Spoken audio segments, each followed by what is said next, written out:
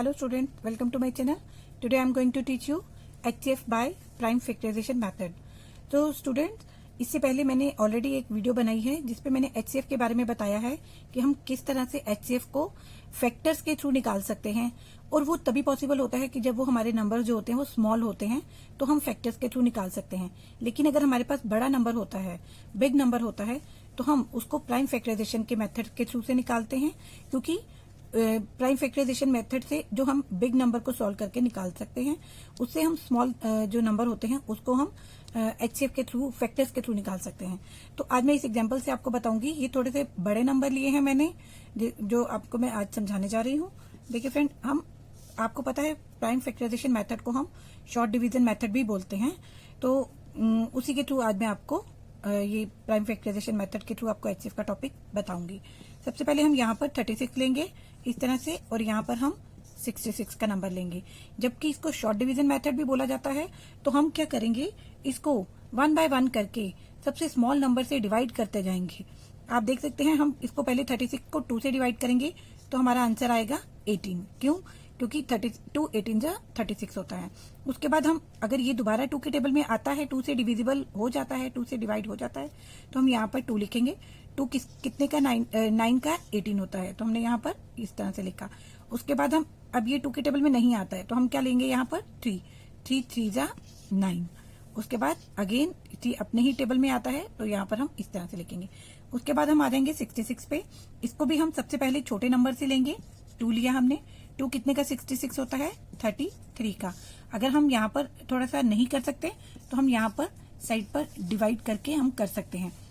2 3 जा 6, ऊपर से 6 उतारेंगे, 2 3 जा अगेन 6। इस तरह से हमारे यहाँ पर आ गया 33 आंसर आ गया।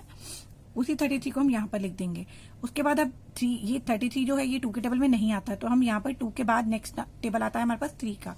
3 को हम यहाँ पर लेंगे। 3 11 जा 33। उसके बाद 11 भी है जो सिर्फ अपने नंबर, अपने ही टेबल में आता है, तो 11 1 जा 11। इस तरह से हमने यहाँ पर 36 के भी निकाल दिए हैं फैक्टर, और 66 के भी फैक्टर्स निकाल दिए हैं। अब हम यहाँ पर लिखेंगे, यहाँ पर 36 के जो फैक्टर्स है वो यहाँ पर हम लिखेंगे 2 इंटू 2 इंटू 3 इंटू 3। यहाँ पर 2 टाइम 2 है एंड 2 टाइम 3 है, तो हमने यहाँ पर लिखा है। उसके बाद हम 66 का भी इसी तरह से यहाँ पर लिखेंगे 2 3 एंड 11। 2 3 एंड 11। अब हम इन दोनों में से जो कॉमन नंबर है, मतलब जो दोनों के पास है, उसको हम अलग कर देंगे। उसको हम क्या करेंगे, अलग कर देंगे। और यहाँ पर हम लिखेंगे HCF of 36 and 66 is equal to, आप देख सकते हैं यहाँ पर 2 भी है, यहाँ पर 2 भी है। इसको हम इस तरह से सर्कल करके यहाँ पर 1 टाइम लेंगे। अब यहाँ पर 2 है, यहाँ पर नहीं है, लेकिन यहाँ पर 3 है, यहाँ पर भी है। हम इसी तरह से इसको सर्कल करके यहाँ पर 3 लिख देंगे। अब आप यहाँ देख सकते हैं, यहाँ पर 3 है, यहाँ पर 11 है, और कोई भी नंबर जो है वो इन दोनों में कॉमन नहीं है। जो इनमें कॉमन नंबर होता है हमने वो लेना होता है। हमने इस तरह से यहाँ पर कॉमन नंबर दोनों को ले लिया। अब आपस में हम इनका क्या कर देंगे, प्रोडक्ट कर देंगे, इन दोनों को मल्टीप्लाई कर देंगे। 2 3 जा 6। सो हमारा HCF of 36 and 66 is 6। HCF क्या होता है, हाईएस्ट कॉमन फैक्टर। तो हमारा HCF by prime factorisation method is 6। तो फ्रेंड, इस तरह से 2 नंबर्स का हमने निकाला है। अगर हमारे पास यहाँ पर 3 नंबर्स होते, हम इसी तरह से यहाँ पर 3rd नंबर का भी यहाँ पर हम इसी तरह से शॉर्ट डिवीजन मेथड से हम उसको फैक्टर्स निकालते।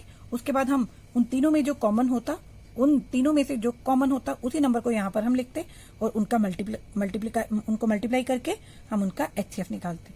तो फ्रेंड, इस तरह से हम HCF का बाय फैक्टराइजेशन मेथड कर सकते हैं।